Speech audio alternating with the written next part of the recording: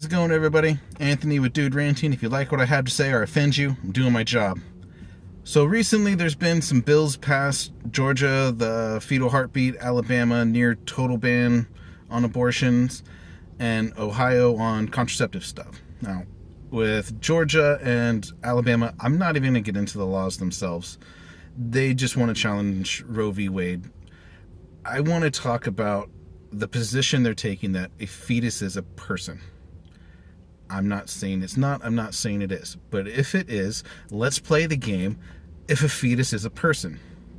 So, if a fetus is a person, the mother and the father are not together anymore. The mother should be collecting child support, and it should be given to her, whether she's had the baby or not. That fetus is a person. If a fetus is a person, the parents should be able to take out a life insurance policy on the child. And if they miscarry, which most miscarriages happen in the first 3 months, they should be able to collect that life insurance policy. No questions asked. Fetus is a person. Well, they'd be considered a citizen. So if they were conceived in America and the mother's not a citizen, you can't deport the mother because the citizen's inside of her stomach. Do they count towards population numbers? If fetus is a person, they should definitely count towards population numbers. And if they count towards all this stuff and they are a person, you should be able to claim them on your taxes. You can't do that, though. So are they a person? I mean, if they are, all this stuff should be happening. This is just stuff off the top of my head. I'm spitballing it here. But if the fetus is a person, then all that should be able to happen. If it's not, then none of that should happen. So you kind of got to take your pick here. Which way you're going to go?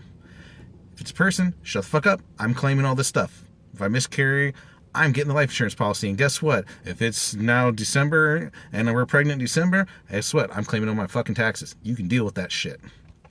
Now, the other one's a little different. Ohio, let's see, I wrote this down here. I'm going to paraphrase it.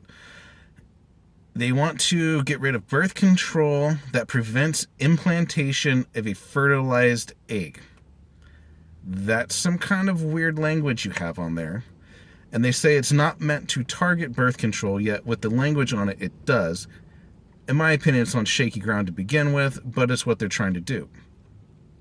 So a woman is not allowed to get any kind of contraception that would prevent a fertilized egg from being implanted. Well, what's the penalty for this? They're not clear on this, but if there is a penalty, then any male that ejaculates without the intent of trying to fertilize an egg should be subject to the same penalty. And furthermore, if you want to play the game, then any male that ejaculates without the intent of fertilizing an egg should be subject to child endangerment, because that could result in a child, but it didn't. So it's child endangerment. That right there could have been someone's child, but you decided just to go whack off into a sock. This is where my cynical mind goes with this stuff. Now, your take on it can be whatever. I'm a live and let live type person. To each their own. I don't really care what you do. It doesn't affect me. If people want to get involved with it, cool. If you want to make the laws and have them worded this way, this is the shit that I think people are going to do, and they should be doing. This is how I would challenge it. This is Anthony with Dude Ranting.